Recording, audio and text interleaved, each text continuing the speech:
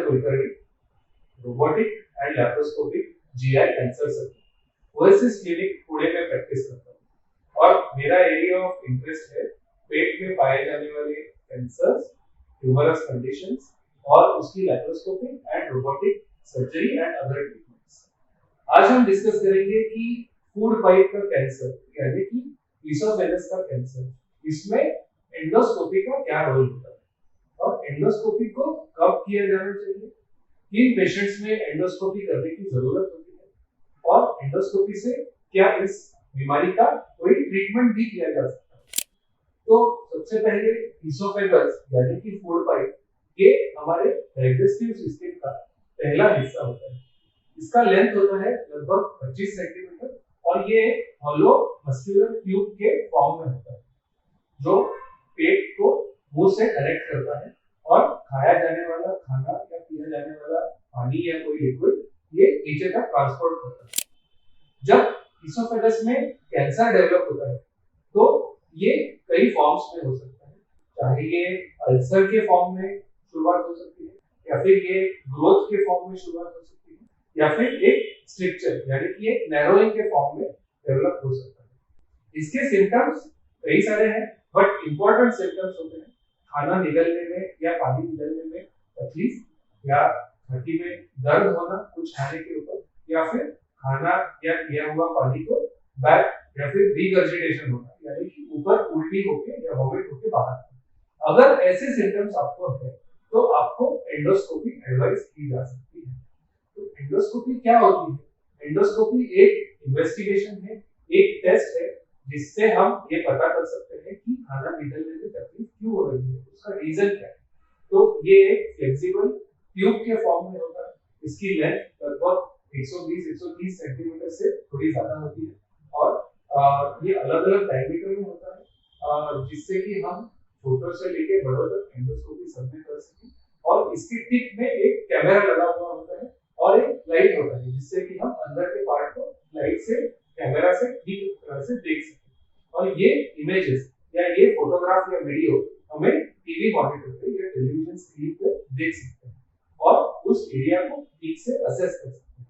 तो ये procedure usually एक ओपीडी बेसिस पे होता है, इसके लिए कोई ज्यादा एनेस्थेसिया की जरूरत नहीं होती है, इसके लिए लोकल एनेस्थेसिया और कभी-कभी अगर पेशेंट को ज्यादा तकलीफ हो रही है तो सेडेशन यानी कि हल्की नींद की दवाई देके हम इस प्रोसीजर को आसानी से कर सकते हैं। और ये प्रोसीजर में हम मुंह से लेके पेट तक यानी कि first part of the small intestine जिसे हम ड्यूओडेनम के नाम से जानते हैं, इसको हम असेस कर सकते हैं। ईसोफेगस के अंदर कोई नैरोइंग, कोई अल्सर या कोई ग्रोथ आइडेंटिफाई कर सकते हैं और इसे ये आइडेंटिफाई कर सकते हैं कि ये ईसोफेगस के कौन से हिस्से में, ऊपर के, मिडल वाले या नीचे वाले हिस्से में, क्योंकि ट्रीटमेंट में इसका महत्व होता है। तो एग्जैक्टली कितने सेंटीमीटर पर ये ग्रोथ है ये हम देख सकते हैं, नंबर 1।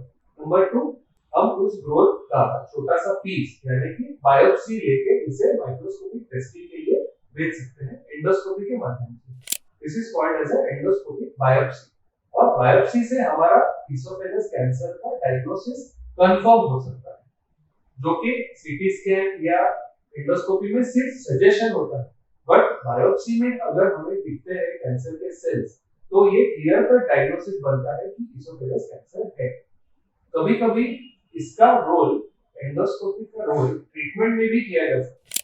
कैसे? तो अगर जो बीमारी है वो एक पॉलिप के फॉर्म में यानी कि बहुत छोटी बीमारी है, अर्ली स्टेज में, तो इसे एंडोस्कोपी के माध्यम से हम पूरी तरह से निकाल भी सकते हैं, जिसे हम एंडोस्कोपिक सर्जरी के नाम से जानते हैं। और अगर ये अर्ली स्टेज में है तो endoscopic surgery can become the cure for oesophageal cancer.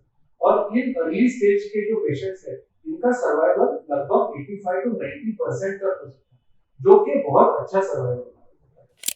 कभी-कभी अगर जो बीमारी है, जो कैंसर है, उसने स्ट्रक्चर बना है, उसने ईसोफेगस के ल्यूमेन को नैरो कर दिया है, तो हम बलून से इसे डायरेक्ट करके इसे टेम्पररी बड़ा भी कर सकते हैं और अगर जरूरत पड़े तो हम इसके अंदर एक मेटल का पाइप डाल सकते हैं टेम्पररी बेसिस पे, जो इसकी ल्यूमेन को ओपन अप कर सके। इसे हम ईसोफेगल स्टेंट के नाम से भी जानते हैं।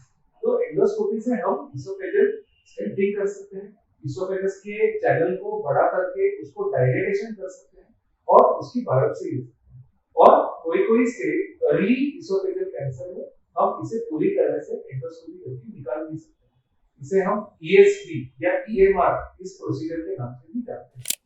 तो endoscopy is a very important test जिससे कि हम ना केवल डायग्नोसिस कर सकते हैं, कोई स्टेजेस में हम इसकी ट्रीटमेंट भी कर सकते हैं इसोफेजियल कैंसर।